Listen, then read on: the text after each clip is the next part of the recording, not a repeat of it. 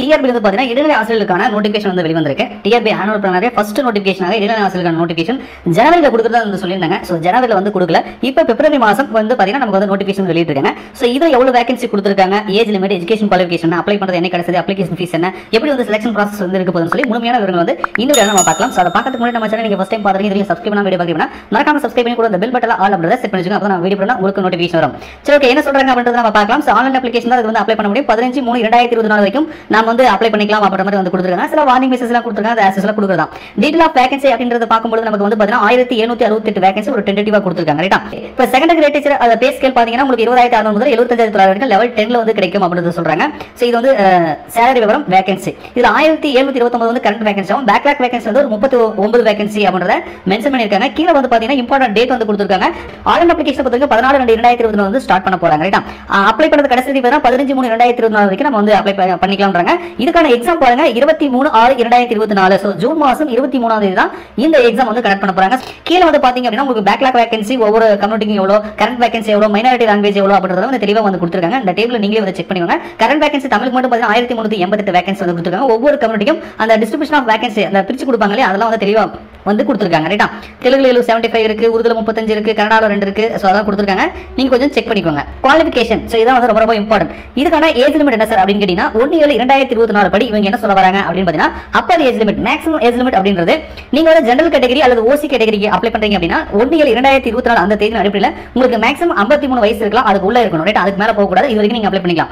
இதே நீங்க ஒருவேளை வந்து நீங்க எஸ்சியா இருக்கீங்க அல்லது எஸ்டியா இருக்கீங்க, எஸ்சி 60 இருக்கீங்க, அது மாதிரிலாம் இருக்கீங்கன்னு சொல்லுங்க, பிசியா இருக்கீங்க, பிசி முஸ்லீமா இருக்கீங்க, எம்பிசியா இருக்கீங்க, ஆல் கேஸ்ட் வந்து ஆதரவற்ற விதவிலா இருந்தீங்கன்னா நீங்க மேக்ஸிமம் வந்து 58 வயசு வரைக்கும் நீங்க வந்து அப்ளை பண்ணிக்கலாம் அப்படின்றத சொல்றாங்க. இதுவும் வந்து ஜூலை 1ஆம் தேதி 2024 படி இந்த ஏஜ் லிமிட் இருக்கணும் அப்படின்றத குறிப்பிடுறாங்க. சோ இந்த ஏஜ்க்குள்ள இருந்தீங்கன்னா நீங்க தாராளமா இது வந்து அப்ளை பண்ணிக்கலாம். அடுத்து ரொம்ப ரொம்ப இம்பார்ட்டன்ட் வந்து எஜுகேஷன் குவாலிஃபிகேஷன். இதுக்கு என்ன சார் படிச்சிருக்கணும் அப்படின்னு கேட்டீங்கன்னா நீங்க +2 முடிச்சிட்டு வந்து டிடிஏ ன்னு சொல்ற டிப்ளமோ இன் எலிமெண்டரி எஜுகேஷன் வந்து நீங்க படிச்சீங்கன்னா இதுக்கு வந்து எலிஜிபிள். அது மட்டும் போதுமா சார், நான் டெட் எழுத வேணாமா அப்படின்னு கேக்குறீங்க. கண்டிப்பாக இடைநிலை ஆசிரியருக்கு டெட் பேப்பர் 1 வந்து நீங்க கட்டாயம் வந்து பாஸ் பண்ணிருக்கணும் அப்படின்றத சொல்றாங்க. நீங்க டிகிரி முடிச்சிட்டு டிப்ளமோ முடிச்சிருந்தாலும் சரி, 12th முடிச்சிட்டு டிப்ளமோ எலிமெண்டரி எஜுகேஷன் முடிச்சிருந்தாலும் சரி நீங்க எலிஜிபிள் தான். இப்போ இன்னொரு கேள்வி ஒன்று வரும், என்ன அப்படின்னா சார் நாங்க பிஎட் பண்ணிட்டு நாங்க வந்து பேப்பர் 1 பாஸ் பண்ணிருக்கோம் சார், நாங்க எலிஜிபிள் இல்லையா அப்படின்னு கேட்டீங்கன்னா இப்போ ரீசெண்டா உங்களுக்கு ஒரு ஜீவோலாம் கொடுத்தாங்க உச்சநீதிமன்றத்தில் சில தீர்ப்புலாம் வந்து அந்த பிஎட் முடிச்சுட்டு பேப்பர் 1 பாஸ் பண்ணவங்க வந்து எலிஜிபிள் இல்லைன்னு சொல்லிட்டாங்க. ஸோ அதனால எந்த இடத்துலயுமே வந்து பிஎட் வந்து எலிஜிபிள் அப்படின்ற மாதிரி எந்த இடத்துல போடல. ஸோ வந்து 12th அல்லது degree with diploma elementary education ரைட்டா டிடிஎட் முடிச்சுட்டு பேப்பர் 1 பாஸ் பண்ணவங்க மட்டும் தான்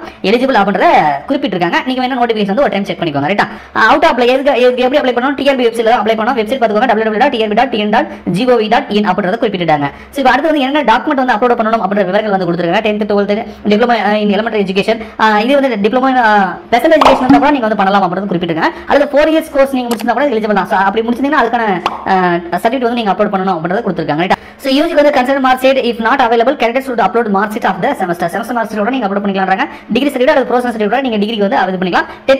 teacher eligibility test certificate paper 1 இது வந்து பண்ணணும்ன்றாங்க. ஸோ இதுக்கு அப்ளை பண்றதுக்கு எவ்வளவு சார் காசு கேட்பாங்க அப்படின்னு கேட்டீங்கன்னா ஸோ நீங்க வந்து ஜெனரலா வந்து அப்ளை பண்றீங்க அப்படின்னா உங்களுக்கு 600 ரூபாய் ஆகும். இதே நீங்க ஒரு எஸ்சி எஸ்சிஏ எஸ்டி அல்லது மாற்றுத்திறனாளிகளா இருக்கும் பட்சத்தில் உங்களுக்கு வந்து 300 ரூபாய் வந்து ஃபீஸ் அப்படின்றத அப்ளை பண்றதுக்கு சொல்லியிருக்காங்க. ரைட்டா, சரி, ஓகே, அடுத்து வந்து இதுக்கு எப்படி செலக்ஷன் பண்ண போறாங்க அப்படின்னு பாத்துக்கோங்க. ஸோ தமிழ் தகுதி தேர்வு வந்து எல்லாருக்குமே உண்டு. ரைட்டா, சார் இதுல தமிழ் 30 கொஸ்டின் இருக்குன்னு பாத்தீங்கன்னா இது மைனாரிட்டி லாங்குவேஜ்ல வரதுனால எல்லாத்துக்குமே காமனா ஒரு தமிழ் தகுதி தேர்வுன்னு ஒன்று வைக்க போறாங்க. ரைட்டா, ஸோ அதுக்கு வந்து பாத்தீங்கன்னா 30 கொஸ்டின் கேட்பாங்களா, 50 மார்க் வந்து இருக்குன்றாங்க. இது வந்து பார்ட் ஏவா இருக்கும் அப்படின்றாங்க. மினிமம் வந்து 40% வந்து நீங்க எடுக்கணும். 10ஆம் வகுப்பு தரத்துல வந்து கேள்விகள் வந்து கேட்கப்படும் அப்படின்றத குறிப்பிட்டிருக்காங்க. ரைட்டா, ஸோ இப்போ உங்களுக்கு கொடுத்துருப்பாங்க பாருங்க 30 கொஸ்டின் 30 நிமிஷம் 50 மார்க் 20 மார்க் வந்து நீங்க கட்டாயம் எடுக்கணும். அதாவது 40% வந்து நீங்க எடுக்கணும். இது எல்லாருக்கும் காமன். இது இல்லாமல் மெயின் பேப்பர் பார்ட் பி இதை வந்து ரேங்க் லிஸ்ட் வந்து எடுத்துப்பாங்க. இந்த இது பாத்தீங்க அப்படின்னா உங்களுக்கு வந்து 150 கொஸ்டின் இருக்கு. இதுல பாத்தீங்கன்னா உங்களுக்கு தமிழ் நீங்க சூஸ் பண்றதா தமிழ் இருக்கு, இல்ல தெலுங்கு மலையாளம் கன்னடா உருது வந்து இருக்கு. ரைட்டா, இதுல ஏதாவது ஒன்று தான் நீங்க சூஸ் பண்ணி எழுத முடியும். ரைட்டா, அப்ப நீங்க தமிழ்லாம் ஓகே ஒன்றும் பிரச்சனை இல்லை. தமிழ் தகுதி தேர்வுக்கு ஒரு 30 கொஸ்டின் வருது. இது இல்லாமல் மெயின் பேப்பர்லயுமே ஒரு 30 கொஸ்டின் வரும். சரி, ஓகே, இதுல வந்து 30 கொஸ்டின் ஏதாவது ஒன்றுல ஒரு 30 கொஸ்டின் வருமா, மீதி வந்து இங்கிலீஷ்ல 30, மேத்தமெட்டிக்ஸ்ல 30, சயின்ஸ் இந்த சோசியல்ல ஒரு 2 சேர்த்து வந்து உங்களுக்கு 30 60 மார்க் வரும். ஸோ மொத்தம் வந்து 5 சப்ஜெக்ட். ரைட்டா, மொத்தம் 5 சப்ஜெக்ட். இதுல ஏதாவது ஒன்று தான் அந்த லாங்குவேஜ் பேப்பர் மட்டும் ஏதாவது ஒன்று English mathematics science and social இந்த 4 சப்ஜெக்ட்டுமே கம்பல்சரி எல்லாருக்குமே உண்டு. அதை தெரிஞ்சுக்கோங்க.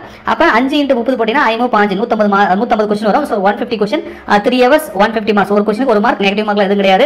ஸோ குறைந்தபட்சம் எவ்வளோ இருக்குன்னு சொல்றாங்க. பட் இது வந்து குறைந்தபட்சத்தை தாண்டி நம்ம வந்து கட் ஆஃப் உள்ள வரும். ஸோ மேக்ஸிமம் வந்து நீங்க எடுக்கிற மாதிரி இருக்கும். பட் இருந்தாலும் கூட குறைந்தபட்சம் அப்படின்றது வந்து பார்த்தீங்கன்னா ஜெனரல் கேட்டகரிக்கு 60 மார்க்கும் மற்ற கேட்டகரி எல்லாத்துமே 45 மார்க்கும் வந்து சொல்லிருக்காங்க. இது எடுத்தா பாஸ், இதுக்கு கீழே எடுத்தீங்கன்னா நீங்க வந்து ஃபெயில் அப்படின்றத கொடுத்துருக்காங்க. பட் செலக்ஷன் ஆகிறதுக்கு நம்ம இன்னும் வந்து அதிகமாக இருக்கணும். கொஸ்டின் பேப்பரை பொறுத்த வரைக்கும் பார்த்தீங்கன்னா தமிழ் இருக்கும், தெலுங்கு இருக்கும், மலையாளம் அந்தந்த லாங்குவேஜ் பேப்பர் அந்தந்த லாங்குவேஜ் இருக்கும்பா, இங்கிலீஷ்னா இங்கிலீஷ்ல தான் இருக்கும். But mathematics, science and social சயின்ஸ்லாம் பார்த்தீங்கன்னா உங்களுக்கு வந்து தமிழ் மற்றும் வந்து ஆங்கிலம் இரண்டுலயுமே வந்து இருக்கும் அப்படின்றத வந்து குறிப்பிட்டிருக்காங்க. அதையும் வந்து நீங்க வந்து பார்த்துக்கோங்க. Right. So scheme of examination எப்படி சார் இருக்குன்னா OMR பேஸ்ட் டெஸ்ட் அப்படின்னு சொல்லிட்டாங்க. Compulsory Tamil language eligible test இருக்கும், ரிட்டன் எக்ஸாமினேஷன், சர்டிஃபிகேட் வெரிஃபிகேஷன், இதை வந்து செலக்ஷன் ப்ராசஸ் அப்படின்றத வந்து மென்ஷன் பண்ணி வந்து கொடுத்துருக்காங்க.